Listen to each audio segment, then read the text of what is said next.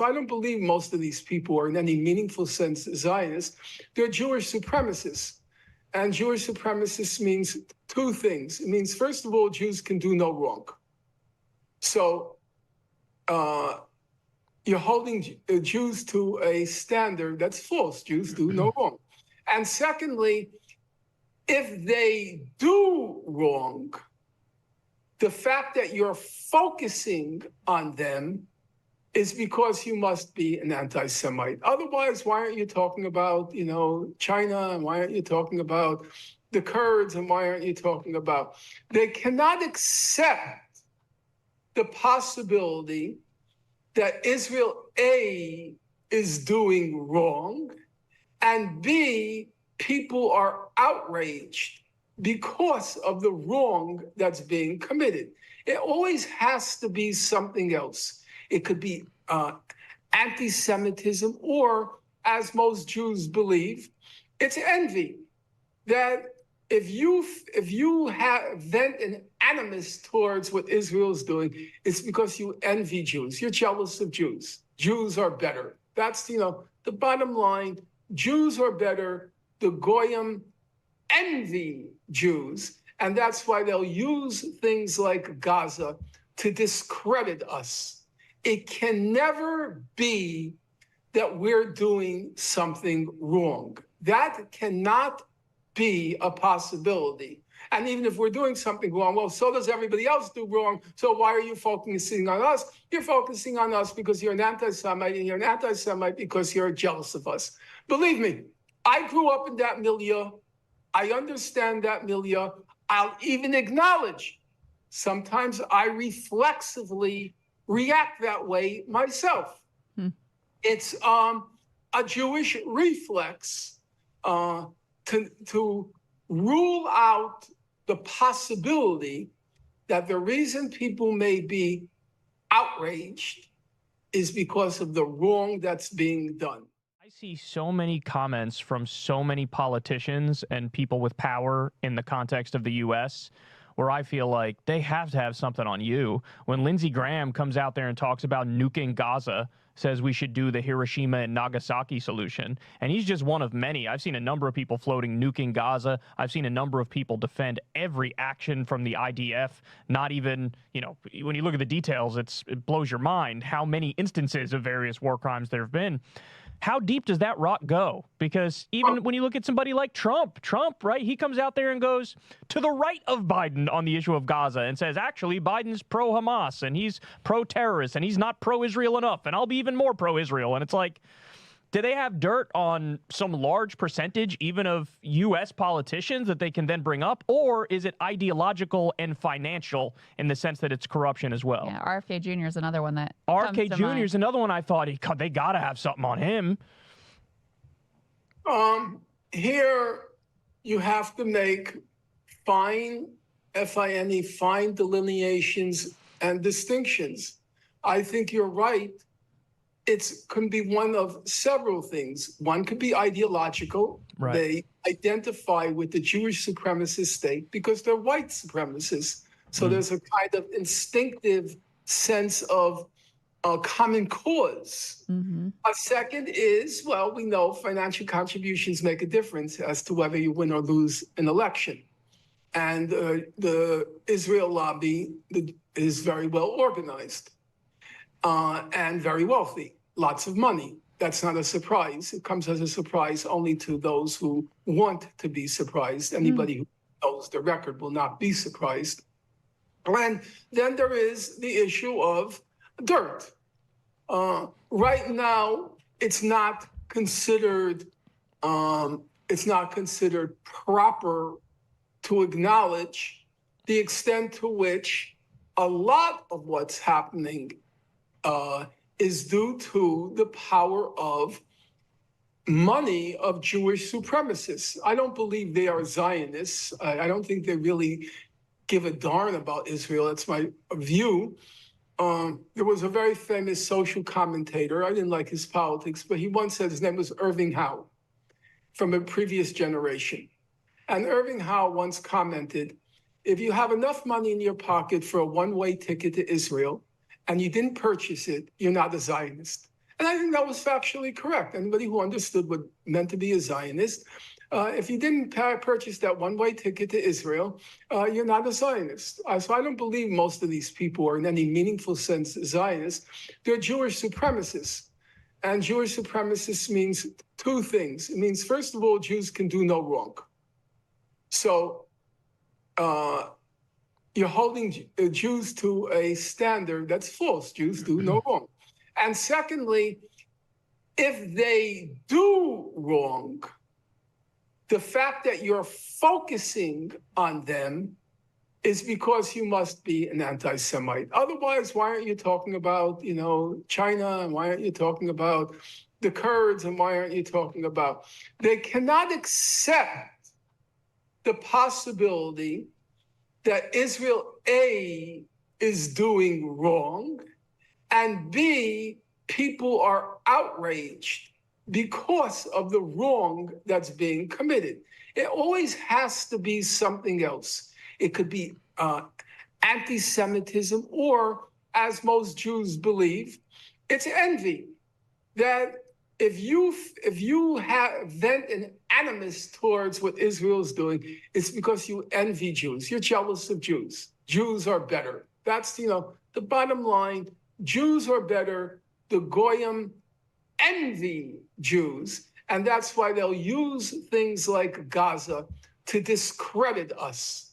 It can never be that we're doing something wrong. That cannot be a possibility. And even if we're doing something wrong, well, so does everybody else do wrong. So why are you focusing on us? You're focusing on us because you're an anti-Semite, and you're an anti-Semite because you're jealous of us. Believe me, I grew up in that milieu. I understand that milieu. I'll even acknowledge sometimes I reflexively react that way myself. It's a Jewish reflex to rule out the possibility that the reason people may be outraged is because of the wrong that's being done. It can only be because you're an anti-Semite or because you envy us. You're jealous of us because we're better, and we've established the fact that we're better. We won 25% of the Nobel Prizes, even though we represent 0.002% of the world population. Marx, all the great figures of modernity, Karl Marx, Sigmund Freud, Albert Einstein, they were all Jewish. And look, when you grew up in that milieu, you know all of that, and it's deeply entrenched in your psyche. So right now, you're not allowed to say it, but a large amount of what's going on in the public scene, it's just the money issue. When all the college presidents caved and stamped out all of the encampments, it was obvious what was going on. As you recall, it all began when members of the Jewish billionaire class went after the U of P, went after Harvard, and threatened to withhold, by any reckoning, significant sums of money. $50 million here, $100 million there. That's not small change. Even for billionaires, it's not small change. And if you remember at Harvard, the Jewish alumni presented a petition to Harvard. It was about 1,200 signatories threatening to withhold money. And so all of the institutions began to cave in to that financial pressure that was being exerted. You have to remember, there's only one role of a college president. College presidents have one role: fundraising. That's their job. Their job is to fundraise. And now they're being told that these huge sums in alumni money earmarked for their endowment are going to be withheld. Now, what do you want to call that? Do you want to call that corruption? You want to call that bribery? Do you want to call that whatever name you want to attach? But obviously, something let's just call it, something sordid is going on when principles of academic freedom and freedom of speech are being grossly, egregiously violated by virtue of the power of money. And it reached the point, as both of you know, when even Eric Adams, the current mayor of New York, was in consultation with this Jewish billionaire class and being told, you have to crush these demonstrations. It was obvious to me, as you can imagine, at my age, I've attended many a demonstration. And it was obvious in New York, the city was beginning to look like an armed camp. I was just shocked at the number of cops that were out in the streets for each demonstration. I would say at certain points, not all points, but at certain points, it had to be 2 to 1, 2 cops for every demonstrator. Jesus, that's crazy. What is going on here? And then it became clear what was going on here. Eric Adams is not the most popular guy in the block right now. Very corrupt, and he's very inept. And the New York Times and other media outlets were writing very negative stories about him. And his reelection is coming up. I can't remember now when exactly it is, but he was given notice that they wouldn't support him. And when the Upper East Side doesn't support you, it's going to be very hard for you to become mayor of New York. That's just the way it works in our city.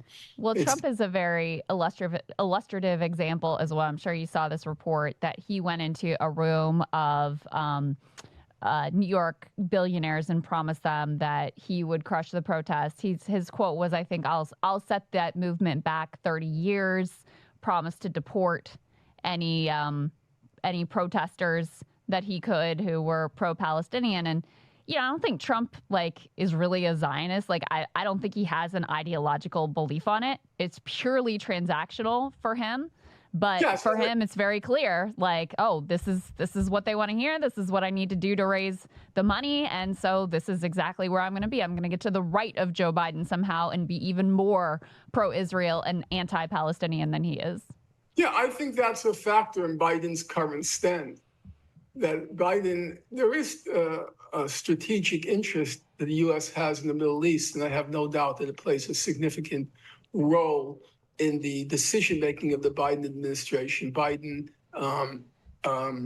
Blinken, Sullivan, and others. But I do also believe there's a financial element.